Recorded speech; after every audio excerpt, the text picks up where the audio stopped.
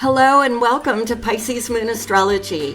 I'm your astrologer, Kait Leonard, and I'm excited to explore the stars with you. Hey everyone, let's get into some very deep, very big astrology. We're looking at the week of October 20th through October 26th. And what I'm focused on this week, there's so many things happening, you guys. So many things happening. But I am really interested in the sun forming a square to Pluto. Okay, that's the big deal. In my area in Los Angeles, it's happening on October 21st. Adjust that depending where you are in the world. All right, let's get into this. So, this is Pluto, right? Pluto brings big transformation. Pluto is the god of the underworld. He represents power, power struggles, and bringing things that have been buried very, very deeply into the light, okay? And the sun is our soul's outer expression in the world. I don't care what anybody else tells you. Trust me, we are not our sun. We are our first house. That's who we are born as, right? But then the world does all kinds of things to us and we get shaped in many ways. Anyway, the sun is where we shine out in the world. It's our soul's expression outwardly, okay? So these two, Pluto, power, all of that stuff, and the sun, basically our whole persona, our whole outward expression, they're going to be squaring off. And I know you all know this. A square is a tense aspect. It's a 90-degree aspect. So if you picture that like turning, like making a right or left turn when you're driving down the street, you have to make that hard turn, right? It doesn't just flow. That's the problem. It's not that we can't get around the turn. It's not that we don't get to where we're trying to go and get someplace really, really good. It's just that it's not always like smooth sailing getting there, right? So we're going to have the sun in Libra and Pluto in the very last degree of Capricorn. And that, my friends, is crucially important. In fact, like the biggest thing about this whole aspect. So why is that so important? Let me give you a little refresher on Pluto. To get all the way around the zodiac, the whole 12 sign thing, it's 248 years. Yep, it is. And it's weird. In addition, because he has an irregular orbit, he spends between about 14 to 31 years in a sign, right? It's crazy. He has been in Capricorn, which is where he is now and where he's going to be forming this square with the sun from. He's been there since 2008. This is a long time to be in Capricorn. And this is why the 29th degree is so important. Every planet gets more active at that 29th degree. It's their last chance to get their work done in that sign before moving on. And boy, is he moving on, right? Capricorn is earth. It's grounded. It's about ambition. It's about success, climbing the mountain to reach the mountaintop. Very ambitious, very hardworking, right? No play for Capricorn, right? It is, I'm very heavily Capricorn, so I say that with love. But it is a hardworking sign. And he is going to be moving into Aquarius, which is a whole different vibe, right? It's air. That right there is a different thing. It's more about the mind and communication and technology. It's just a whole different thing that's going to happen. And we're going to talk a lot about that when we get a little bit closer, because people are literally saying that Pluto moving from Capricorn to Aquarius is the dawning of a new age for us. During his reign there, I think we're going to see the world transform into something very, very new. So that's going to be interesting, but I digress. Right now, he's at 29 Capricorn, and that's the degree he's going to be at when the sun forms this square. Now, remember, the sun has made aspects to Pluto before. He's been in Capricorn all this time since 2008, but it's because he's at this final degree. And it's like the now or never moment. He leaves in, I think on November 1st. I'll check that for you. But he leaves really early in November, right? And so this is it. He's got to do it. So we've got these two very big forces. The sun, right? We have no life without the sun. And Pluto, god of the underworld. It couldn't be more powerful. And also remember, the sun is that shining bright in the sky, the illuminator. Pluto is underground.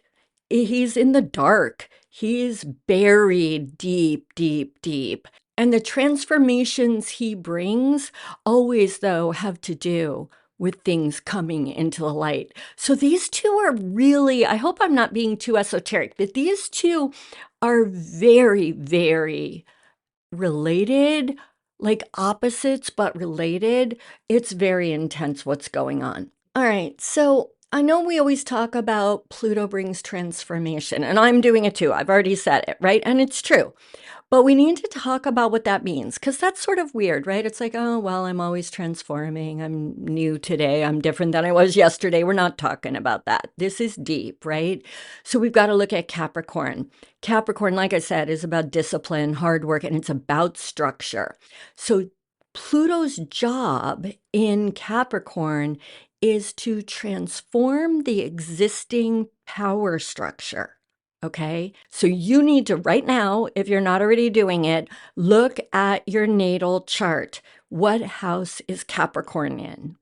Because whatever, we have power structures in our love relationships, with our families, at our jobs, if we're students, at our school, sometimes even spiritually, there can be power structures within groups, right?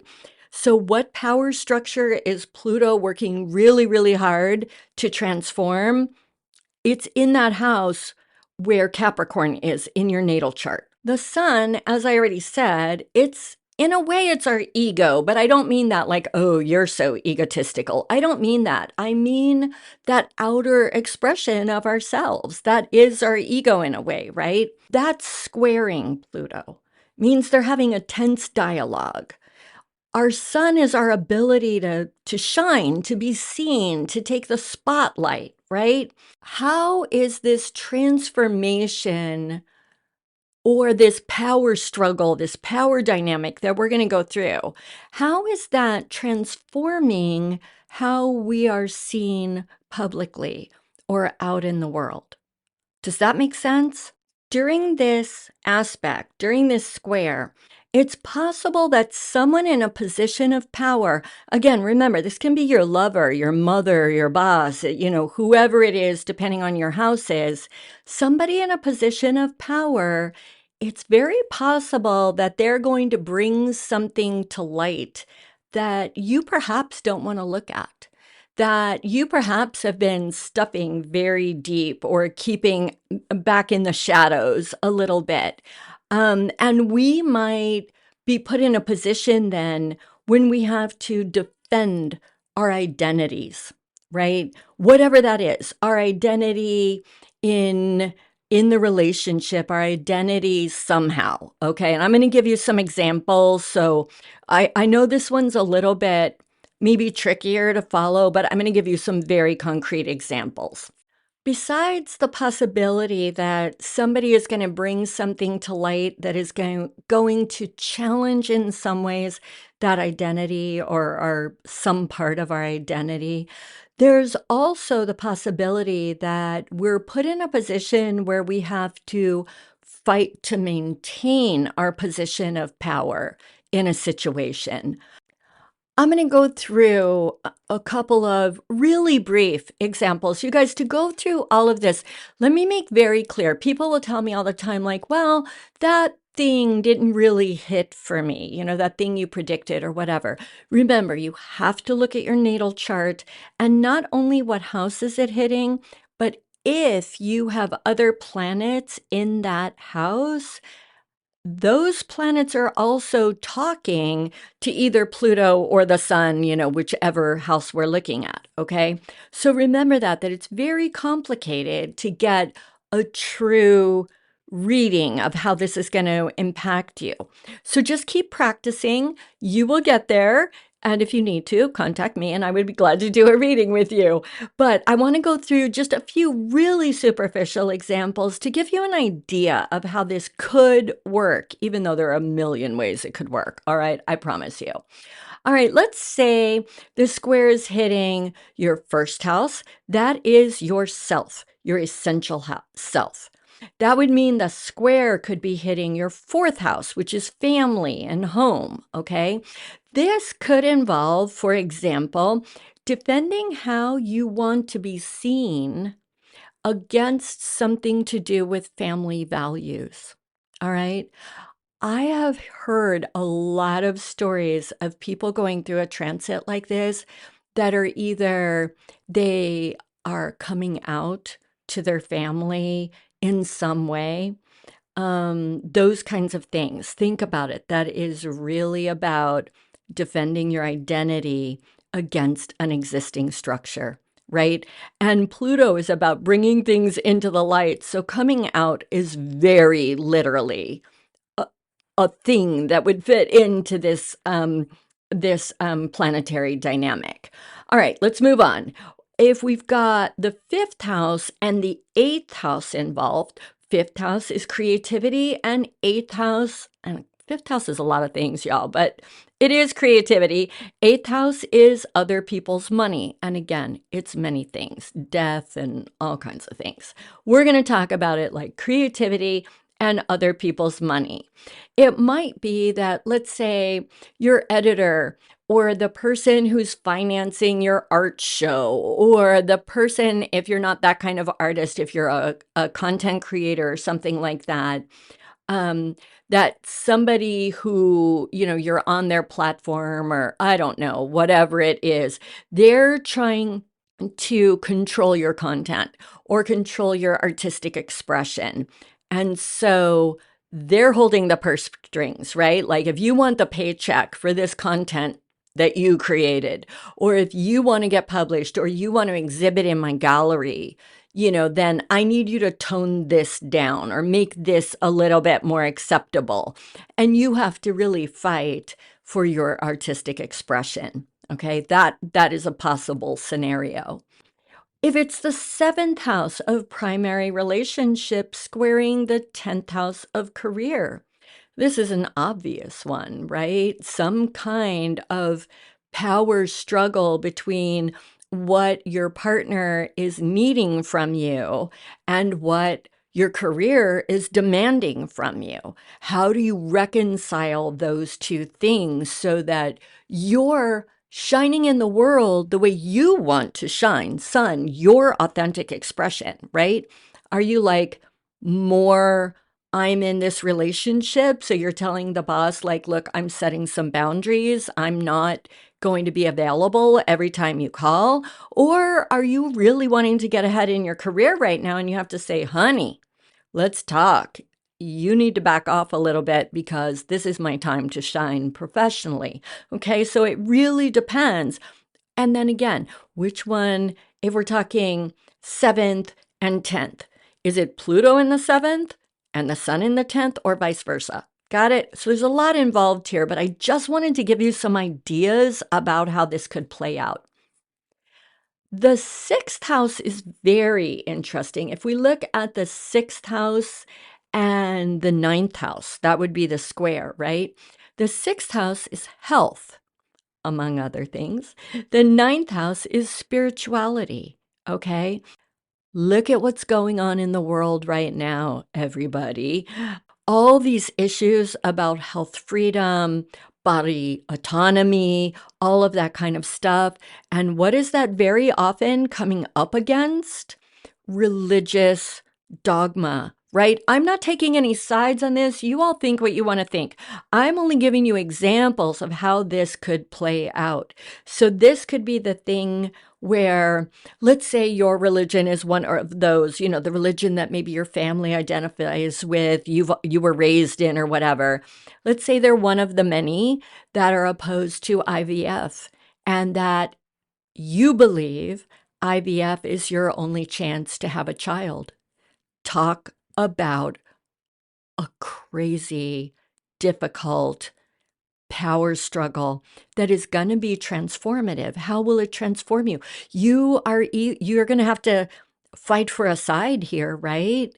And it is going to change the rest of your life. Do you see that?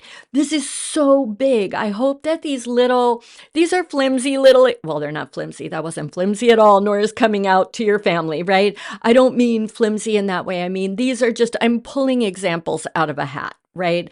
Just because I think this one is a little bit challenging to consider. But the main takeaway is these are heavy hitters. What happens during this transit is going to be I can't say this enough. It is going to be deeply transformative. Like life isn't the same moving forward.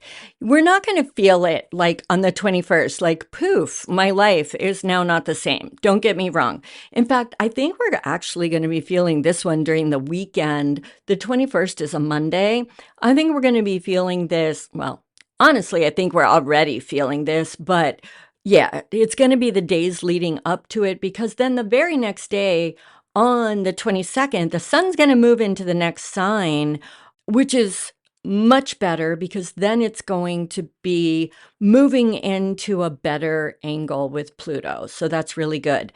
But there is something that I want to share that will hopefully be a little bit more uplifting about this whole thing.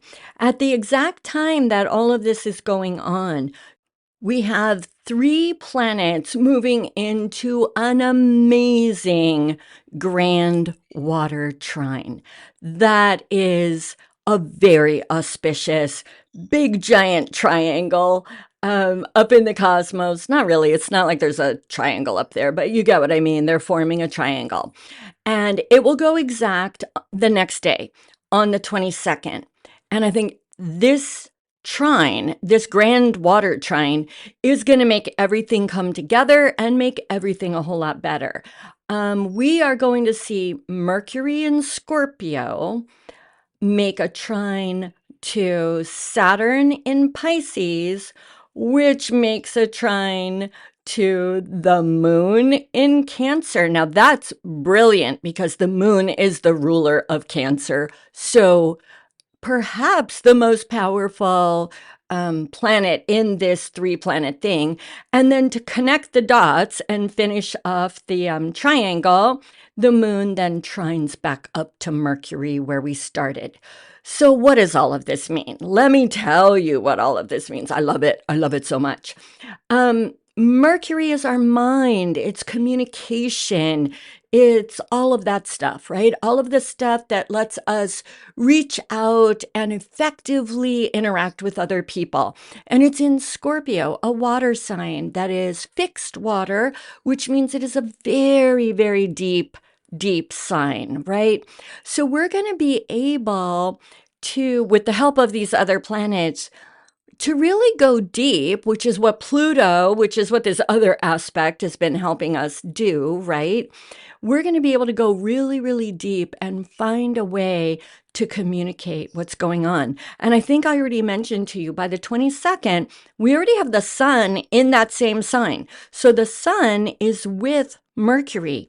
It's just fought out this power battle, and now it's with Mercury and is going to be able to start doing something with whatever came from that power struggle, right? The trine to Saturn is brilliant because it gives us the determination, the ability to stick to whatever this this square between Pluto and the Sun set in motion, we are now going to have Saturn helping us really stick to some kind of a plan, really put it all together and create this new phase of life. And I am not exaggerating. I really believe that for a lot of us, at least in one area of our lives, we are going to be in a position where we're creating new lives, right? It's brilliant. Then Saturn and Mercury are making that auspicious angle to the moon in home sign Cancer. That is all about our inner selves, our emotions, our deepest truth, right? And so put it all together. We're going to be in touch with our deepest truth that is now transformed because of that thing that just happened with Pluto, right? And we're going to be able to communicate it. Mercury also rules planning. So we're going to be able to make plans. We're going to be able to communicate this new chapter of our lives. Saturn is going to give us that stick to it, that ability to work hard, that courage, right? And it really is going to kind of set in motion at least the beginning of plans for how we move forward. This is a really new age that we're coming on. And remember that Pluto is just about to cross over into a new sign, and it's going to be a new age for the world. And this is the new self that we bring in to that new world. I'm very excited, everyone. So that's pretty much it for me this week. I think we got a lot going on, and I think it's going to be big, big, big. And I think we've got several more coming up, a pretty big events, but they're good. We'll get there, right? We'll get through them and be better for it. Thank you all so much. Again, I know I say it all the time, but I truly mean it from the bottom of my heart. I'm so grateful for you all. And if you make it to the end of these podcasts, just truly, truly thank you. Don't forget to go over to Substack. There's actually more over there, and sometimes it helps to see the charts.